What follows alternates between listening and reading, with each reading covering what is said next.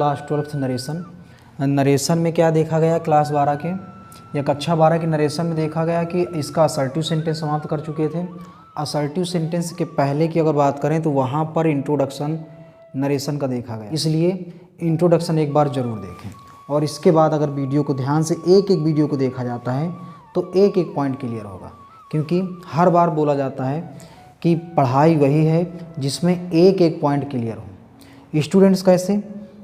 Students कैसे होने चाहिए कि जो अपने पढ़ाई में एक एक पॉइंट को क्लियर करे। ये नहीं कि हमेशा माइंड में शंका बनी रहे, ऐसे नहीं, ऐसे अच्छा स्टूडेंट्स वो है। और अच्छा टीचर क्या है कि स्टूडेंट्स के एक एक शंका को दूर कर दे, वो अच्छा टीचर है। और स्टूडेंट्स अच्छा कैसा है जो अपने एक एक पॉइंट को क्लियर कर ले, अर्थात माइंड में एक भी डाउट ना रह जाए, एक एक डाउट को क्लियर करना। तो चलिए अब आगे बढ़ते हैं। जैसे कि असर्टिव सेंटेंस समाप्त किया, असर्टिव सेंटेंस के अलावा असर्टिव सेंटेंस का एक्सेप्शन भी समाप्त किया। और भी एक्सेप्शन है वो आगे और पढ़े जाएंगे, एक्सेप्शन भी लगातार चलते रहेंगे, प्लस ये भी चलते रहेंगे। तो इंट्रोगेटिव सेंटेंस इंट्रोडक्शन पार्ट में अगर देखेंगे जा करके तो वहाँ पर इसके बारे में बताया गया। लेकिन इसके अलावा आज इसकी पहचान बता देते हैं इंट्रोगेटिव सेंटेंस की, ये कैसे होती है कि इंट्रोगेटिव की शुरुआत, इन इंट्रोगेटिव सेंटेंस की शुरुआत दो तरह से होती है। या तो हेल्पिंग वर्ब से शुरुआत होगी या क्वेश्चन वर्ड से। दो पॉइंट है यहाँ पर। इंट्रोगेटिव सेंटेंस की शुरुआत हेल्पिंग वर्ब से होगी या फिर क्वेश्चन वर्ड से होगी। तो दोनों के रूल जो है नरेशन में अलग अलग बनते हैं, तो दोनों को अलग अलग तरह से सीखते हैं। पहले एक को देखते हैं जो हेल्पिंग वर्ब से शुरुआत होती है। तो जो रूल लिखा है, क्या लिखा हुआ है, इसको रूल नंबर 1 बनाते हैं, क्योंकि अभी एक और पढ़ना पड़ेगा। अगर रिपोर्टेड स्पीच की शुरुआत हेल्पिंग वर्ब से हो, क्योंकि उसने बताया कि हेल्पिंग वर्ब से शुरुआत भी होती है, क्वेश्चन वर्ड से भी होती है, तो इस समय कौन सा लेके चला जा रहा है, हेल्पिंग वर्ब वाला। हेल्पिंग वर्ब से होती है तो कामा इन्वर्टेड कामाज के स्थान पर इफ़ लगाएंगे या फिर वेदर लगाएंगे, कोई एक, चाहे इफ़ लगाएं या वेदर लगाएं, कहाँ लगाएं, तो इसको लगाना है कामा इन्वर्टेड कामाज के स्थान पर। फिर वाक्य को असर्टिव बनाते हुए बदल देते हैं। एक शर्त और ऐड हो रही है, वाक्य को बदलना ही नहीं है, असर्टिव बना कर के बदलना है, तब जाके ये सही बनता है। इसके अलावा इसकी एक नोट देख लेते हैं। नोट क्या है, नोट में कह रहा है चाहे सेड आए या फिर सेड टू आए, इसके स्थान पर आस्क्ड कर दीजिए या फिर इंक्वायर्ड आप कर दीजिए, कोई एक इनमें से। जैसे कि ऊपर कामा इन्वर्टेड कामाज के स्थान पर चाहे इफ लगाओ चाहे वेदर लगाओ, उसी प्रकार सेड या सेड टू के स्थान पर आस्क्ड लगाएं या फिर इंक्वायर्ड आप लगाएं, कोई एक लगाएंगे। इस तरह से है। असर्टिव सेंटेंस में क्या रहा कि कामा इन्वर्टेड कामाज के स्थान पर क्या लाया गया, दैट, वहाँ पर दैट आता रहा। लेकिन अब क्या आएगा, इंट्रोगेटिव सेंटेंस में इफ आएगा या वेदर आएगा। और कब आएगा, जब रिपोर्टेड स्पीच की शुरुआत किससे होगी, हेल्पिंग वर्ब से होगी। अगर क्वेश्चन वर्ड से होती है तो उसमें बाद में देखेंगे क्या आता है। पहले किसको कंप्लीट करना है, केवल जिसकी शुरुआत हेल्पिंग वर्ब से होती है उनको। इस तरह से नोट को भी देख लिया गया। अब जब तक एग्जाम्पल नहीं देखते हैं तब तक ये रूल कंप्लीट नहीं होता है। तो एग्जाम्पल को एक एक को देखते हैं अच्छे से। पहला एग्जाम्पल लिखा हुआ है ही सेड टू मी, और यहाँ पर इधर वाले को एक बार फिर से दोहरा देते हैं। रिपोर्टिंग वर्ब है और जो कामा इन्वर्टेड कामा के अंदर होता है ये रिपोर्टेड स्पीच है। उसने कहा कि रिपोर्टेड स्पीच की शुरुआत हेल्पिंग वर्ब से हो, हेल्पिंग वर्ब से है, आर हेल्पिंग वर्ब है, तो वहाँ पर इंट्रोगेटिव सेंटेंस बन गया। ये बन गया इंट्रोगेटिव सेंटेंस। इंट्रोगेटिव सेंटेंस की एक शर्त और होती है कि अंत में क्वेश्चन मार्क जरूर आएगा। तो देखिए क्वेश्चन मार्क भी लगा हुआ है, हेल्पिंग वर्ब से शुरुआत है, क्वेश्चन मार्क लगा है, तो इसका मतलब कौन सा सेंटेंस होगा, इंट्रोगेटिव सेंटेंस। अब जब ये पॉइंट क्लियर हो गया है कि इंट्रोगेटिव सेंटेंस है, तो ऐसे में दूसरा पॉइंट क्या क्लियर करना है कि हेल्पिंग वर्ब भी है, तो उसमें क्या करना होता है कि कामा इन्वर्टेड कामा के स्थान पर क्या लाएंगे, इफ या वेदर। और उससे पहले नोट क्या कह रही है, चाहे सेड आए या सेड टू आए, आस्क्ड लगाइए, इंक्वायर्ड आप, कोई एक, तो कोई एक लगा के चलते हैं। जैसे इसको ले लें या फिर उसको ले लें, जो मन हो स्टूडेंट्स का। तो ही सेड टू आ गया, तो सेड टू के स्थान पर क्या ले आए, आस्क्ड या इंक्वायर्ड आप, तो एक लगा देते हैं। एक लगाना होगा, दोनों ना लगा देना, भौकाल ज़्यादा नहीं दिखाना है, केवल एक लगाना है। He asked me, comma inverted commas हैं तो यहाँ पर क्या लगा दें, इफ़ या वेदर में से तो कोई एक लगा देते हैं इफ़। फिर इसमें कुछ स्टूडेंट्स क्या करते हैं, जैसे कि उनको पता हो जाता है कि आस्क्ड लगा दें या इंक्वायर्ड ऑफ लगा दें, तो क्या करते हैं स्लैश करते हैं यहीं पर और फिर इंक्वायर्ड ऑफ लगा देते हैं। इसी तरह इफ़ में था फिर स्लैश करेंगे, ऐसे ऐसे स्लैश है, वेदर लगा देंगे। तो अभी भी जो बोला कि ज़्यादा भौकाल नहीं दिखाना है, आराम से केवल एक एक को दिखाना है। इस तरह क्या है कि दोनों नहीं दिखाए जाते हैं, केवल एक दिखाए जाते हैं। तो इफ़ आ गया। अब इसके बाद उसने कहा फिर वाक्य को असर्टिव बनाते हैं। असर्टिव कैसे बनाते हैं, असर्टिव में पहले सब्जेक्ट आता है फिर सहायक क्रिया। कैसे करना है, असर्टिव सेंटेंस पढ़ के ही आएंगे। असर्टिव सेंटेंस में पहले क्या आता है, पहले सब्जेक्ट आता है फिर हेल्पिंग वर्ब आती है। तो पहले यू को लाना है। अब यू कौन से पर्सन का करता है, तो ये सेकेंड पर्सन का करता है। तो सेकेंड पर्सन का करता है या सब्जेक्ट किसके हिसाब से चेंज किया जाता था, ऑब्जेक्ट के हिसाब से।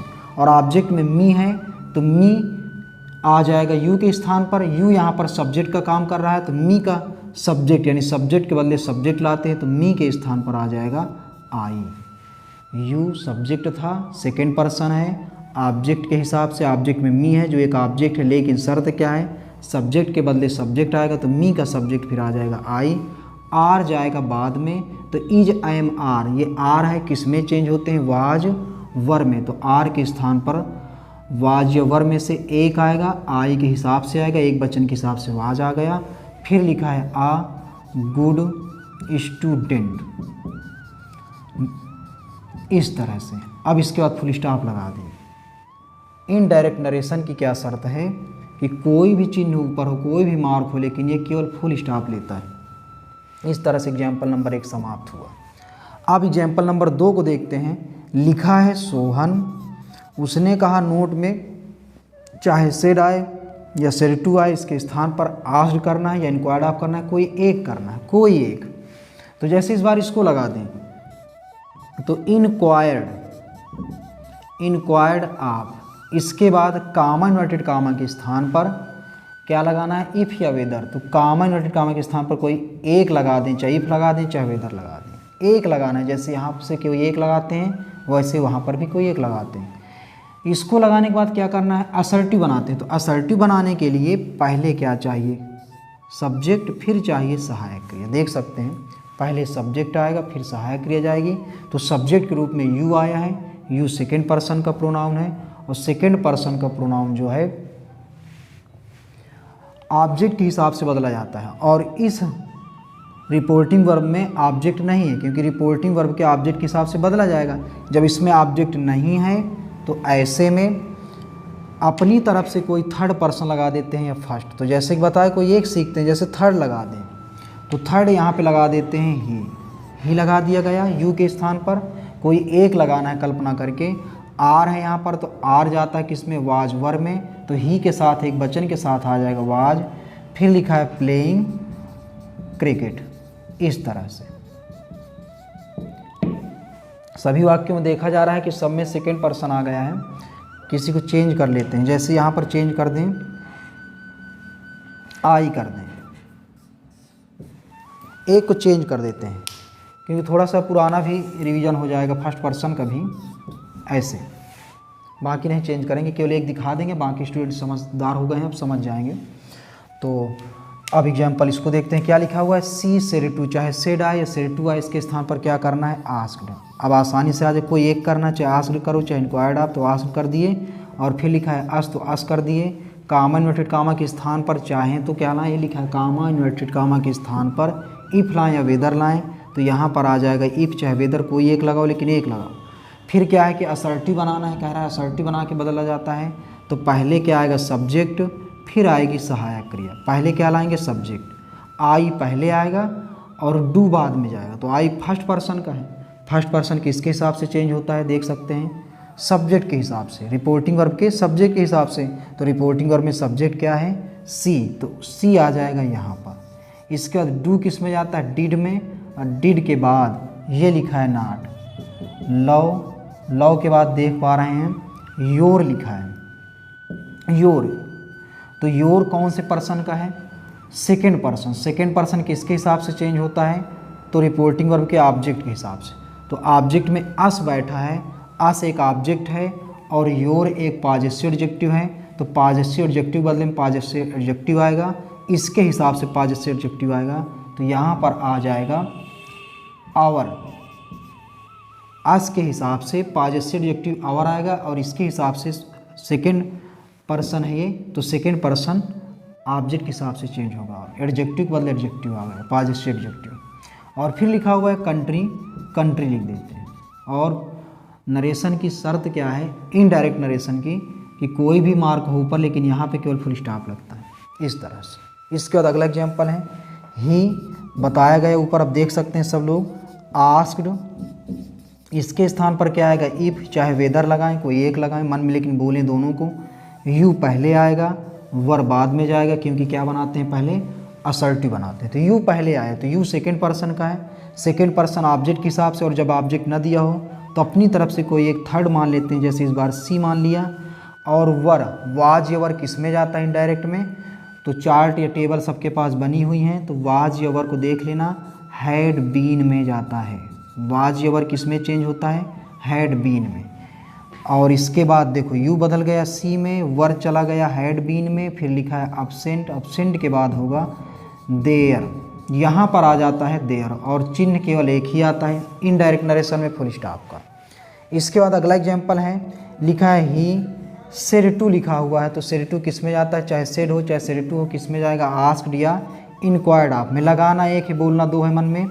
ही आस्क्ड मन में बोलेंगे या इंक्वायर्ड ऑफ। फिर लिखा है मी, ही आस्क्ड मी।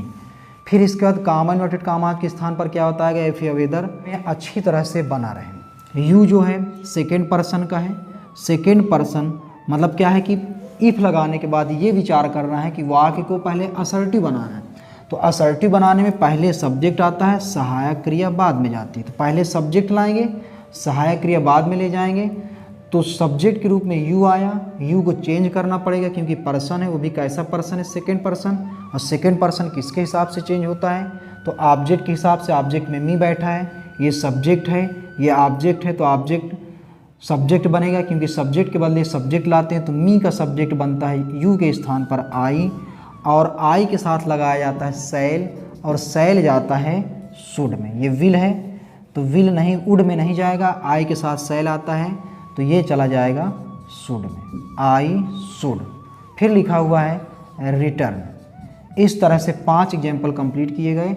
उम्मीद है अच्छा समझ में आया होगा। अगर फिर भी कुछ रहा जा रहा है तो वो 2 एग्जाम्पल क्लियर कर देंगे। इन दोनों एग्जाम्पल को देख लेते हैं अभी। और लिखा है शीला सेड टू मीना, तो और यहाँ पर हेल्पिंग वर्ब है, हेल्पिंग वर्ब है। इसके अलावा जितने भी देखे हेल्पिंग वर्ब है, ये भी सब की सब हेल्पिंग वर्ब है। और जब हेल्पिंग वर्ब से शुरुआत होती है तो इंट्रोगेटिव सेंटेंस कहते हैं, और अंत में सबके क्वेश्चन मार्क लगा हुआ है, इसका मतलब इंट्रोगेटिव सेंटेंस है। और जब हेल्पिंग वर्ब से शुरुआत होती है तो रूल ये लिखा हुआ है, नोट ये लिखी हुई है, इनके माध्यम से इनको चेंज करते हैं। और क्या लिखा हुआ है अब तक सबने पढ़ लिया है, केवल देखना है। अब लिखा है शीला, शीला के बाद सेड आए, सेड टू आए, यहाँ पर आस्क्ड कर सकते हैं या फिर इंक्वायर्ड आप कर सकते हैं। कोई एक करना है, बोलना दोनों को है मन में। कामा इन्वर्टेड कामा के स्थान पर 2 करने हैं, इफ़ या वेदर। कोई एक करते हैं, बोलना दोनों है। इफ़ लगा लेते हैं, यू पहले आता है, डू बाद में जाता है, क्योंकि उसने कहा असर्टिव बना कर के बदलते हैं। तो असर्टिव बनाने में पहले सब्जेक्ट चाहिए, फिर सहायक क्रिया चाहिए। तो यू फिर से देख रहे हैं सेकेंड पर्सन ऑब्जेक्ट के हिसाब से, वो भी रिपोर्टिंग वर्ब के ऑब्जेक्ट के। तो ऑब्जेक्ट में मीना, मीना एक लड़की का नाम है, तो लड़की के लिए लगाते हैं थर्ड पर्सन का प्रोनाउन सी। डू किस में जाता है, तो डू को केवल दिखा रहे हैं किस में जाएगा, डिड में। डू जो है डिड में जाता है। और जैसे यहाँ पर डिड लगाएंगे तो कभी भी खाली डिड नहीं होता है जब तक इसके आगे नॉट ना दिया हो। तो यहाँ पर जब नॉट ना हो तो खाली डिड कभी नहीं लगाते हैं, ऐसे में वर्ब की सेकंड फॉर्म लगा देते हैं, क्योंकि पास्ट प्रेजेंट इंडेफिनिट है, प्रेजेंट इंडेफिनिट पास्ट इंडेफिनिट में जाता है। अब पास्ट इंडेफिनिट की 2 कंडीशन है, या तो सेकंड फॉर्म या तो डिड। अगर डिड नहीं आएगा तो फिर कौन सी फॉर्म आ जाएगी, सेकंड। अब लिखा हुआ है मी, तो मी जो है फर्स्ट पर्सन है। फर्स्ट पर्सन किसके हिसाब से, सब्जेक्ट, रिपोर्टिंग वर्ब के सब्जेक्ट के। सब्जेक्ट में है शीला, और मी यहाँ पर ऑब्जेक्ट है, तो स्त्रीलिंग को देखते हुए ऑब्जेक्ट ले आएंगे हर। जेंडर को देखते हुए हर ले आएंगे, इस तरह से चेंज करेंगे। ऑब्जेक्ट के बदले ऑब्जेक्ट लाते हैं और ये किसके हिसाब से, सब्जेक्ट के हिसाब से, तो सब्जेक्ट में कौन है उसके हिसाब से हर आ गया। और अब अंतिम एग्जाम्पल को देखते हैं, ये किस तरह से है। सी हेल्पिंग वर्ब से शुरुआत हुई है, इसलिए सेड हो या सेड टू हो ये चला जाता है आस्क्ड में या फिर इंक्वायर्ड ऑफ में। कामा इन्वर्टेड कामा के स्थान पर ले आते हैं इफ़ या वेदर, तो एक लाएंगे, इफ़ ले आएँ चाहे वेदर ले आएँ, तो जैसे कि इफ़ लगा दिया। फिर इसके बाद कंडीशन क्या है कि वाक्य को पहले असर्टिव बदलते हैं, तो असर्टिव बदलने के लिए पहले सब्जेक्ट चाहिए, फिर सहायक क्रिया चाहिए, तो यू पहले आ रहा है, यू सेकेंड पर्सन का चेंज होगा किसके हिसाब से, रिपोर्टिंग वर्ब के ऑब्जेक्ट के हिसाब से, तो रिपोर्टिंग वर्ब के ऑब्जेक्ट नहीं आया है। और जब रिपोर्टिंग वर्ब में ऑब्जेक्ट ना आया हो तब कोई थर्ड पर्सन या फर्स्ट पर्सन मान लेते हैं, तो यहाँ पर जैसे इस बार फिर लेते हैं, ही मान लेते हैं। ही के बाद ये डू लिखा है, डू किस में जाता है, डिड में, फिर से एक बार वही देखा जा रहा है और बताया गया कि जब तक नॉट ना दिया हो नहीं जाता है। ऐसे में फिर क्या कर दिया जाता है, वर्ब की सेकेंड फॉर्म लगा देते हैं और यहाँ पर फिर राइट का सेकेंड फॉर्म लगा देंगे तो हो जाएगा रोट, ही रोट। फिर हिम, हिम थर्ड पर्सन है, नो चेंज, थर्ड पर्सन नहीं बदलता है, तो हिम हिम रहेगा। फिर लिखा हुआ है सच, और इस तरह से आगे बढ़ते बढ़ते देख रहे हैं, सच के बाद एन है, इंसल्टिंग, इंसल्टिंग के बाद है लेटर और फुल स्टॉप। इनडायरेक्ट नरेशन की कंडीशन क्या है, कोई भी मार्क आए केवल यहाँ पर फुल स्टॉप लगता है। इस तरह से 7 एग्जाम्पल देखे गए हैं और 7 एग्जाम्पल ही पर्याप्त हैं। इसके बाद स्टूडेंट्स क्या है कि एक्सरसाइज स्वयं से करें और जब तक एक्सरसाइज नहीं करेंगे तब तक अनकम्प्लीट ही माना जाएगा। तो क्या देखा गया कि इंट्रोगेटिव सेंटेंस में हेल्पिंग वर्ब से अगर शुरुआत होती है तो किस तरह से इनको चेंज करते हैं, तो इसको देखा गया। लेकिन अगर इंट्रोगेटिव सेंटेंस की शुरुआत क्वेश्चन वर्ड से हो जाती है तो उनको किस प्रकार चेंज करते हैं, तो इसके लिए देखते हैं फिर आगे।